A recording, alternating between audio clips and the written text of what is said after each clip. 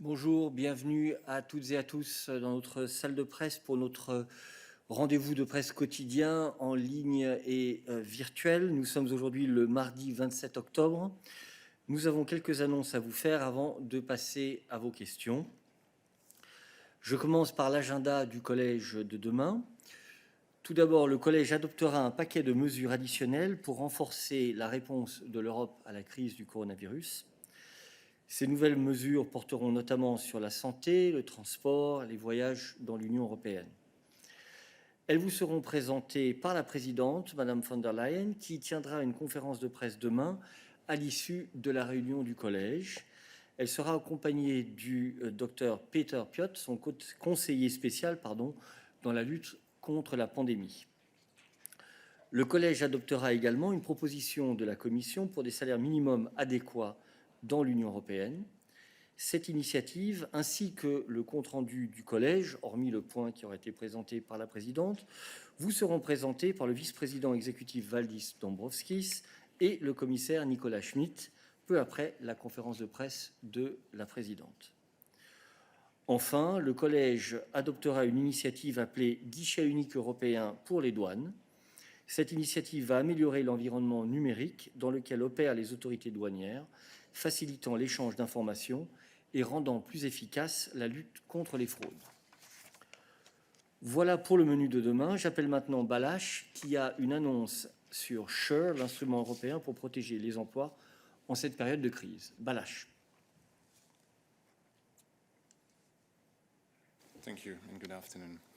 So, today the European Commission has disbursed a total of 17 billion euro to Italy, Spain and Poland in the first installment of financial support to member states under the SURE instrument.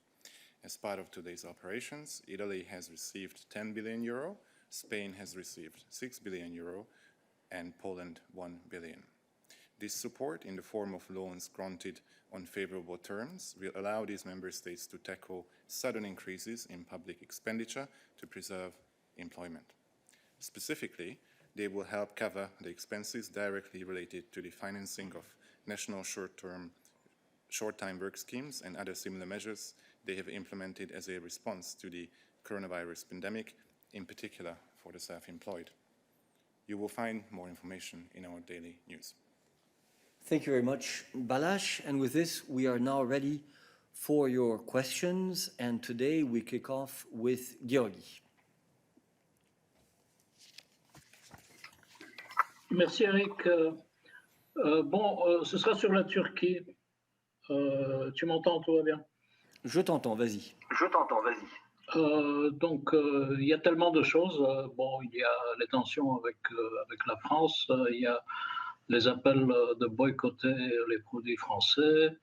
Il y a aussi du côté de Chypre une idée de se rendre pour un pique-nique. M. Erdogan veut pique-niquer à Varosha, la ville fantôme qui est vraiment une ville qui n'est pas turque.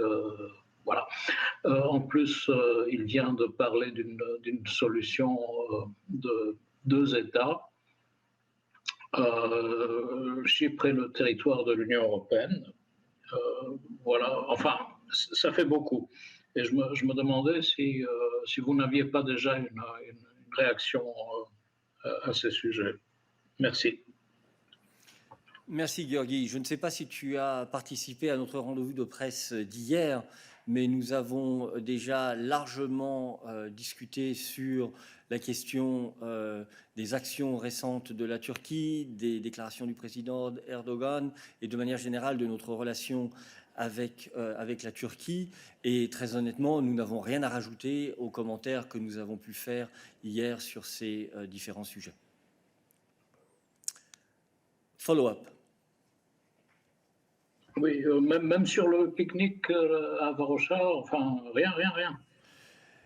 Écoute, nous n'allons pas commencer à commenter en détail chacune des déclarations qui sont faites par des leaders de pays tiers.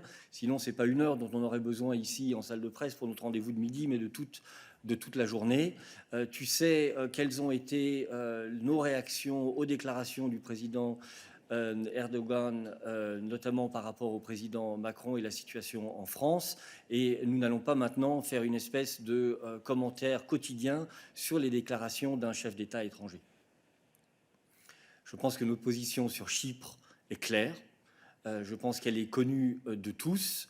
Je pense que la position de l'Union européenne sur le respect des résolutions du Conseil de sécurité des Nations Unies en ce qui concerne Chypre est aussi parfaitement connue.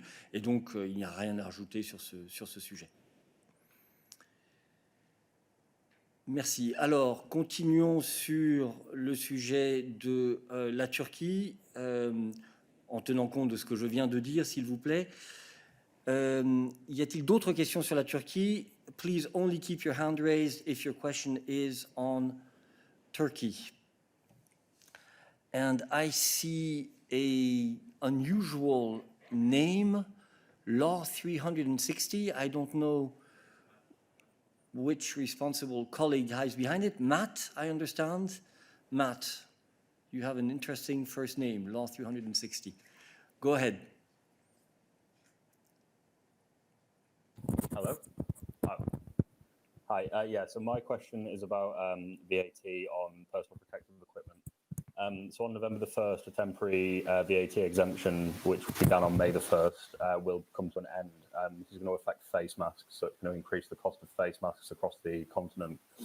I was just wondering if the Commission would consider extending the exemption, given that face masks are now mandatory in many public spaces. Matt, thanks very much. It would be nice if we all try to follow what's going on. I would ask for questions on Turkey or foreign relations in general, but we take note of your questions, and Dan will come back to you bilaterally on this. But please, let's try to deal with issues one after the other. So are there other questions on Turkey or on foreign relations, starting with Turkey? Ernest. C'est pas sur la Turquie en fait, Eric, c'est plutôt sur l'Albanie. Alors je vais te demander d'attendre un petit peu. Merci. Restons-en sur la Turquie pour le moment. David. Oui, Eric, merci. David Carreta, Radio Radicale. Juste une question à propos du boycott des produits d'un pays membre. Est-ce qu'il, d'un point de vue légal, est-ce qu'il y a un problème si un pays tiers ou un pays candidat lance un boycott envers des produits d'un pays membre, et est-ce qu'il y a moyen pour l'Union européenne de répondre si ce boycott est effectivement mis en place? Merci. Merci. J'appelle Balázs sur cette question.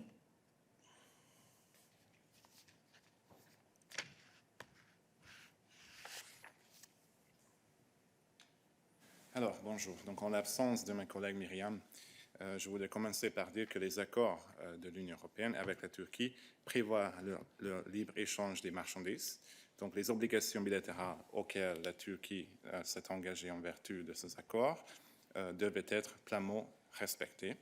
Et à part ça, les appels au boycott des produits de tout État membre sont contraires à l'esprit de ces obligations et éloigneront encore plus la Turquie de l'Union européenne. Merci, Balázs, pour ces précisions. Christian.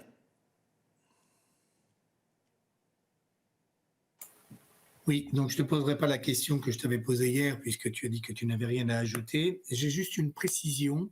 Je voudrais que tu me confirmes, si tu le peux, que les mesures qui ont été prévues, les mesures négatives qui ont été prévues et annoncées par Madame von der Leyen lors du sommet du 1er et 2 octobre, à savoir les sanctions, prévoyaient bien des sanctions horizontales, des sanctions sectorielles et donc des sanctions économiques, type de celles qui sont aujourd'hui infligées à la Russie. Merci. Christian, non, malheureusement, je ne peux pas te donner de précision sur le type de mesures qui pourraient être adoptées dans un sens ou dans l'autre. Je sais que tu fais référence effectivement aux propos de la présidente lors de sa conférence de presse après le sommet européen qui avait traité de ces questions. Elle a utilisé le mot de toolbox positif et toolbox négatif. Pour l'instant, nous en restons là. Attendons de voir quelles seront les discussions qu'il y aura au sein du Conseil européen. Y a-t-il d'autres questions sur ce sujet pour nous? Je n'en vois pas, et donc j'élargis à d'autres sujets, relations extérieures et élargissement. Et donc, Ernest, je te repasse la parole. Merci, Eric. In fact, it's for Anna. It's a question related to Albania. There have been some exchanges in social media. Commissioner Varhey has tweeted and retweeted in reply to the Prime Minister of Albania, and it's all related to the July constitutional changes. In fact, Commissioner has advised Albanian authorities, Albanian government, and Albanian majority that wants to vote unilaterally these changes in the parliament to wait for the Venice Commission opinion. So Anna, if you can explain why it is important to wait for this opinion before the parliament votes, because the Prime Minister of Albania said that they will go on, they welcome this opinion, but they will not wait one day more to vote. So why is it important, and does it have repercussions on the first intergovernmental conference or anything else for Albania? Thank you. Many thanks for your question, Ernst. Indeed, you have seen the tweets that Commissioner Varhey already yesterday had the chance to put out, and also this morning. As you know, the decision to defer to the Venice Commission the provisions of the Electoral Code that was adopted by the Parliament on 5th October belongs to the Albanian authorities. Having said that, the EU trusts that the Venice Commission will provide swift advice to all Albanian stakeholders on the implementation of the constitutional changes agreed by the Parliament on 30th of July. From our side, in this context, we expect the stakeholders to take the Venice Commission recommendations into account. And as regards to your last question, maybe we would just point out that, as you know, the enlargement report that was published recently by the Commission makes very clear the assessment of where we are in terms of meeting the conditions prior to the first intergovernmental conference, and I think these are very clear, and we don't need to probably go over them again. Stefan. Thank you. Ernest, no, you have a follow-up? Yes, please. Anna, just to be clear, does this waiting for the opinion of the Venice Commission puts in danger, let's say, the fulfilling of the conditions for the first intergovernmental conference, or is this to, let's say, give more guarantees for free and fair elections that are upcoming in April? So do we have time to wait or not for the Venice Commission? It's my question. Thank you. Okay, so what I would say to you is that the amendments to the Constitution of the 30th July and the amendments of the Electoral Code of the 5th of October are not related, as you know, to the OSCE ODIHR recommendations that are referred to expressly in the March Council conclusions. Thank you. Are there other questions for us today for Anna on enlargement? Tanya, you have raised your hand. Yes, thank you. It's Tanya from the Macedonia News Agency. I don't think it's a question for Anna, though, because it's about Mr. Reinders has met, I think, this morning with the Macedonian Justice Minister. I would like to know if this can be confirmed, whether they have already met, whether I can get some kind of readout, what has been discussed, whether the opening of the chapters 23 and 24 and so on. So some kind of information about this meeting. Thank you. The Justice Minister, I am sorry, but I have no confirmation as to a meeting with the Commissioner of Justice. I'm sorry. I could only point you to our enlargement report that makes very clear the progress that Macedonia has made, and the recommendations are very clear as well on the way ahead. But as to the specific meeting with Commissioner Reinders, I'm sure that we will probably afterwards be able to get back to you with further detail about the meeting. So we will check and come back to you, Tanya. Okay, I see there's a somewhat related question from Mose, apparently. Mose, please go ahead. At least it has to do with candidate countries. Go ahead.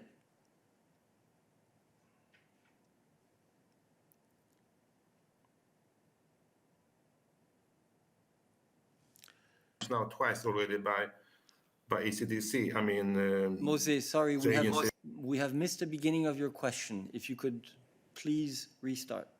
Okay, I come back. I would like to ask one specific question about the coordination of travel restrictions, which is based on the maps published by ECDC in Stockholm, the EU agency. And as far as I can see, the candidate countries are for some reason not included in those maps. Although I think it would be valuable if they would be, because of course there is traveling back and forth between the countries and the candidate countries in the Western Balkans and also to Turkey. Thank you. Sorry, I'm not quite sure. What is your question, actually? Yes, the question is why does ECDC don't receive figures and data from those countries so they can be included in that map? Thank you. Okay, I don't know, Anna, if you can answer that question or if it's for Stefan. Let's see. I think from my point of view, I would probably say that if they are not included in the map, it does not mean that we're actually not monitoring the situation, the epidemiologic situation in the Western Balkans, which of course we are. And I think furthermore, I would point out that the Western Balkan partners are participating, of course, in our exchanges in the framework of the Health Security Committee.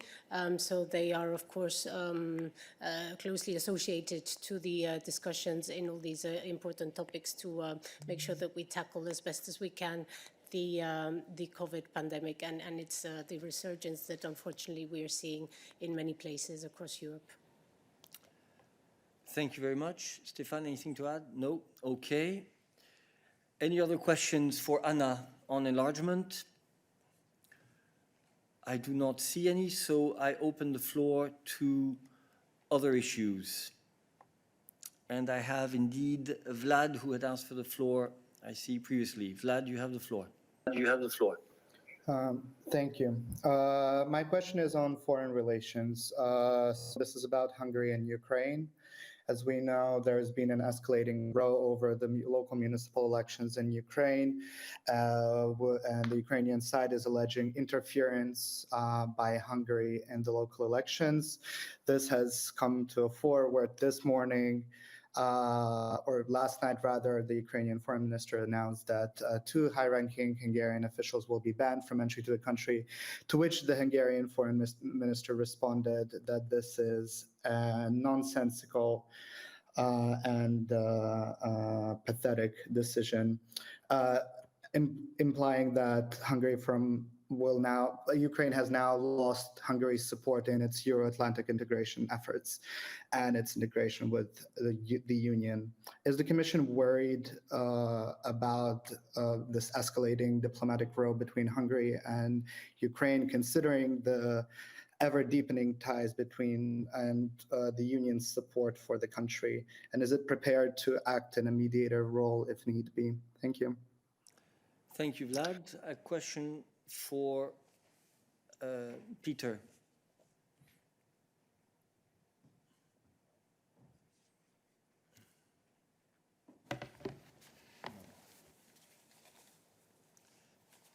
Hi, thank you. The issues you enumerated are issues of bilateral relations between the two countries, and the only thing the EU can do is to encourage everyone who is involved in bilateral issues to try to solve them based on EU values and principles and based on the principles of good neighborly relations. More general on the European aspirations of Ukraine, I can only reconfirm what has been said on behalf of the EU, all EU 27 member states. Repeatedly, Ukraine is an important neighbor. This is a country with which we have many links, a huge cooperation. We have an association agreement which is the most ambitious among all our partners, and we are committed as the European Union to continue this cooperation, this very close cooperation with Ukraine in order to bring it as close to the EU as possible, reflecting the ambitions of Ukrainian people and reflecting on the delivery by the Ukrainian authorities on all the expectations and the requirements that are there as set out from the EU side, but there is no change of the EU policy when it comes to Ukraine. The EU policy as it was communicated repeatedly and restated, reconfirmed most recently at the EU-Ukraine summit earlier this month. Thank you, Peter. Vlad, I see you still have your hand raised. Do you have a follow-up question? Yes, I do. Thank you. I don't understand if you could clarify this point about it being a bilateral issue. Normally, I would understand if this was about national minority rights, but as Hungary has stated today, Ukraine has lost its support in its integration efforts. Now, we know that unanimous support is needed for a number of measures supporting Ukraine, including Ukrainian sovereignty and territorial integrity. That is the most extreme example, but any further signing of any agreements with Ukraine would probably necessitate Hungary's support. So is it not advisable to help at least these two parties resolve these issues if we are going to be furthering, if the Union is going to be furthering its integration efforts with Ukraine, be that aviation or any other sector, really? Thank you. Thanks. It is not my role to comment on remarks which have or declarations which were made in the context of bilateral relations between two countries which are trying to solve whatever issues they might have. The bottom line is there is no change in any EU decision regarding Ukraine. There is no change in any EU position regarding the Ukraine. And regardless of what someone might have said or what has been reported as someone might have been saying, the EU continues its very close cooperation with Ukraine based on very clear set of criteria and expectations and agreements, and this is not changing at this moment. And I would not go into speculation whether it might be changed later on. Exactly as you remarked, the decisions by the EU are taken by unanimity when it comes to questions related to third countries and especially their ambitions to get as close to the EU as possible. But at this point, what we have are decisions that have been taken, decisions that have been made. We had the very successful EU-Ukraine summit where all these positions have been reconfirmed, and we are working very hard in order to deliver on our commitments on the EU side. And we are seeing that Ukraine is trying to deliver on its commitment, and we are encouraging Ukraine to deliver on those commitments which are still outstanding. So this is the state of play, and really not for us to speculate what might happen at a later stage. What is important is that the relations between individual member states and Ukraine are or continue to be conducted based on the principles of EU values and good neighborly cooperation. And every issue that there is between two countries should be solved between the two countries themselves. Thank you. Let us stay with issues of foreign relations, and I give the floor to Odile.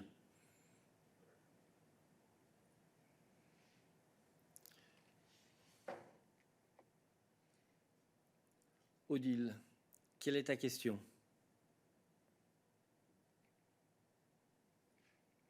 Security Commission, on Artificial Intelligence has recommended that the US administration should formalize a technology alliance on artificial intelligence with India, US, and UK. And of course, it has geopolitical implications, but also it could also promote a lot of, in education, healthcare, agriculture. It can be a great booster. Now, where is are you planning already in, if such alliance takes place? What is going to be the place of the EU in that case? Thank you. Peter? I'm afraid I didn't catch the start of your question, and I really don't have idea what you are talking about in this context. Yes. I mean, Odile, if I may say... Let me Odile, s'il te plaît, si tu me permets. If I understand well, your question relates to cooperation in the digital field between a certain number of partners, including the United States. And you're asking what our reaction is to that, whether we would feel excluded from that. Is that it? Well, it's an alliance, a technological alliance in artificial intelligence between India, US, and UK. So if that happens, where is the place of the EU in that context? Thank you. What I can say is that, of course, third countries are completely free to organize themselves on any subject, on any issue whatsoever. And the EU does it itself in many, many different areas, in particular through our wide cooperation in the field of research. On digital issues in general and on artificial intelligence in particular, as you know, the Commission has got many policy proposals on the table, many actions on the table, and therefore we welcome the fact that third countries cooperate among themselves on such an issue, which is an issue which has lots of societal dimensions and possible consequences to it, to which we always are drawing attention. And for our part, we will continue to work both within the EU and with our international partners on how to deploy artificial intelligence in a way which is compatible with the values of European society and in a way which boosts, as far as possible, our economy. So we're not at all concerned by any form of cooperation between the United States, India, and the UK. We will carry forward on our own track on this issue with our own international partners. Thank you. Let me move to Mas.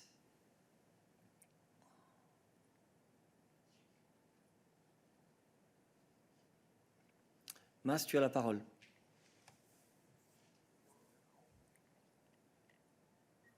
C'est une question en rapport avec le poste de directeur général de l'OMC. C'est une question que j'avais posée vendredi à Myriam.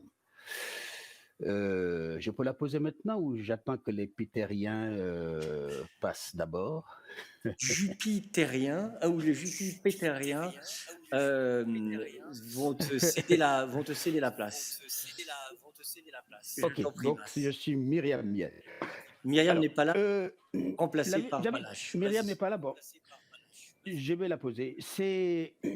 Quand j'ai posé la question vendredi, j'ai cru comprendre qu'à ce stade, vous n'aviez pas encore fait un choix définitif entre les deux candidates, dont l'une est d'origine africaine et l'autre, c'est une Coréenne. Alors, moi, je pense qu'il y a deux choses qui font qu'il est difficile de savoir où est-ce que vous vous positionnez. Soit vous vous retranchez derrière une sorte de réserve diplomatique qui fait que vous ne pouvez pas afficher vos choix. Ben, il se trouve qu'on est à quelques jours du choix définitif. Alors, est-ce qu'à ce stade, on peut savoir entre les deux candidates, l'Algérienne, qui a été ministre des Affaires étrangères, qui a été ministre des Finances, qui a été numéro 2 de la Banque Banque mondiale, qui est africaine en plus, et l'Afrique est votre partenaire privilégié, et de l'autre côté, la coréenne qui semble se prévaloir du soutien des États-Unis. La nigériane semble avoir 79 pays qui sont prêts à la soutenir. Alors, l'Union européenne pèse de tout son poids au sein de l'OMC. Est-ce qu'on peut savoir si l'Union européenne va soutenir la candidate d'origine africaine? Il y en a deux. Il y a une africaine et une coréenne. Et le choix va se faire dans les prochains jours. Alors, est-ce qu'on peut savoir clairement qui des deux candidats vous allez choisir? Voilà. Merci Mas. La réponse à ta question est très simple, c'est que ce n'est pas la Commission qui choisit. Et nous avons déjà eu l'opportunité, je crois, de répondre à cette question la semaine dernière lorsque tu l'as posée. C'est une question qui est prise au niveau du Conseil. Et donc, ça n'est pas à nous, ici, sur ce podium, de nous prononcer sur un quelconque choix de candidats au poste de l'OMC. Je suis absolument convaincu que les deux personnes que tu as mentionnées ont d'éminentes qualités pour ce poste. Il revient maintenant, effectivement, au Conseil de faire son choix. Donc, éventuellement, tu devrais adresser tes questions à nos collègues du Conseil. Mas, tu as une question de suivi.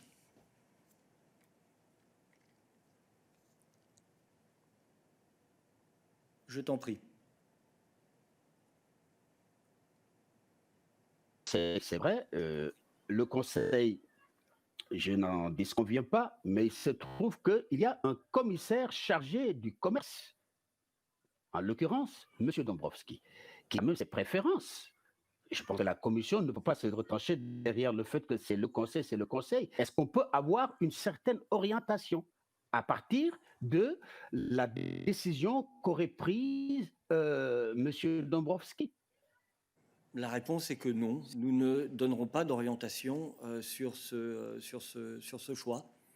Je crois que c'est notre position depuis le début et elle n'a pas changé. Nous n'allons pas ici, sur le podium, départager des candidats dans un processus décisionnel qui est engagé au Conseil. Merci, Mas.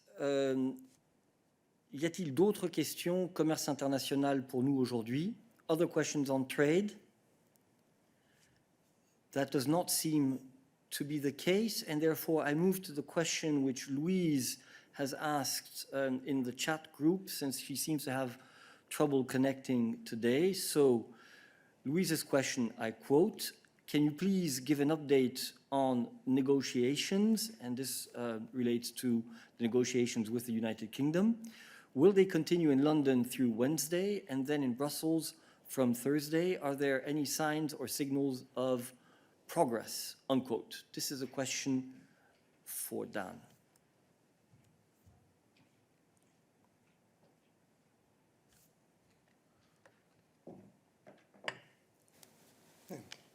Hi, Louise. Thanks very much for your question. Indeed, I can confirm that negotiations are ongoing in London right now. They will run until tomorrow, and then they will take place here in Brussels as of Thursday. Regarding a state of play, I can't go into that right now. All I can say is that both sides are engaging intensively to reach a deal. Thank you. Are there other questions on UK negotiations, taking into account the limits of what Dan can say on the podium for us today? Quentin, je vois que tu as levé ta main. Sur ce sujet, donc? Oui, bonjour Eric et bonjour Daniel. Vous m'entendez? Nous t'entendons et nous te voyons de profil. Super, oui, c'est juste problème d'écran. C'était juste pour savoir, est-ce que M. Barnier va faire une conférence de presse ou pas cette semaine pour parler un peu des négociations à Londres ou pas du tout? Merci. Salut Quentin, on n'a pas prévu une conférence de presse cette semaine. Merci. Y a-t-il d'autres questions pour Dan sur ce sujet aujourd'hui? Catherine.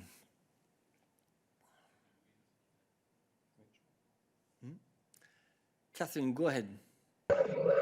Yeah, just Dan, I was just wondering if you're able to say something about the negotiations, well, about not the negotiations, the implementation of the withdrawal agreement. Over the weekend, the Northern Ireland office tweeted in response to an article in the Belfast newsletter about problems with the border infrastructure, that there will be no border in the Irish Sea, which we've heard many times from the UK side, and that the Northern Irish Protocol explicitly prevents the creation of one. I was just wondering, given that the Vice President, Šefčovič, said there had been progress in his discussions in the Joint Committee, are you in any sense worried that this tweet seems to indicate that there has been little progress in the UK's understanding of the Northern Ireland Protocol? Hi, Catherine. No, I wouldn't have any specific comment to make on tweets or statements by other parties. You know yourself what the protocol on Ireland and Northern Ireland aims to achieve. You know what is involved in that, and you will have followed, of course, all of the various different meetings and statements by us following, for example, the Joint Committee meeting last week.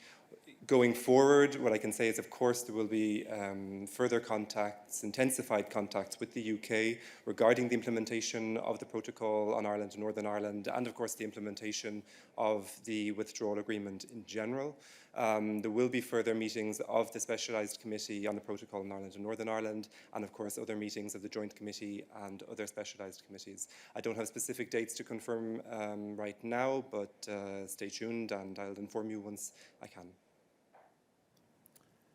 Thank you. Louise actually had a follow-up question on the negotiations, which I missed. I quote, how long are they, so the negotiations, expected to continue in Brussels, unquote. Sorry, yes, Louise, I did see that. I have no information to provide you with right now. They're starting in Brussels on Thursday, and then we can inform you later. Thank you. Are there other questions on negotiations with the UK or implementation of the withdrawal agreement for Dan today? That does not seem to be the case. Are there other questions for us today on other issues? Maria, you have the floor. Can you hear me? Yes, we can. This is the most common question these days, no? A question on COVID, and I read on Twitter that Vice President Skinas is positive. Would you give us a state of play of the positive COVID cases in the European Commission, and if you have an overall, how to say, numbers, etc., on COVID cases at the Commission? Thank you. How many people are in quarantine, etc.? Thank you very much. Are you speaking about the College of Commissioners or the Commission in general? Maria. We'll answer both. Not only the college, the Commission in general. College included, of course. Okay. Balázs.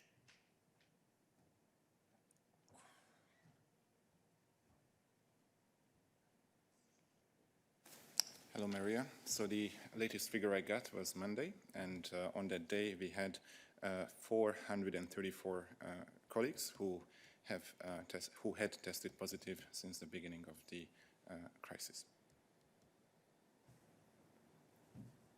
Okay, any follow-up question on this for Balázs? Maria, you have a follow-up. If you have any other numbers, would be really and well appreciated. And what about the college as well?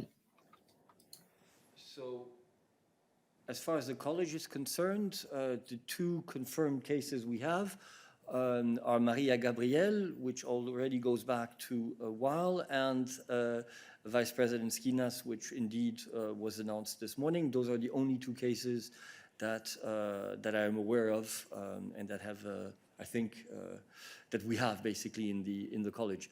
As to other figures, I do not see, frankly, what other figures we could provide you with, Maria, than the number of positive cases we have in the Commission, and the comment that obviously, we wish all of our colleagues well, and a quick, speedy recovery in these circumstances.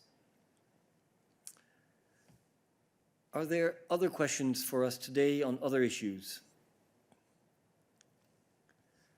That does not seem to be the case, so I look forward to seeing you tomorrow after the end of the college meeting for the press conference with the President Ursula von der Leyen and her special advisor Peter Piot on the measures decided by the college or proposed by the college to fight the coronavirus pandemic.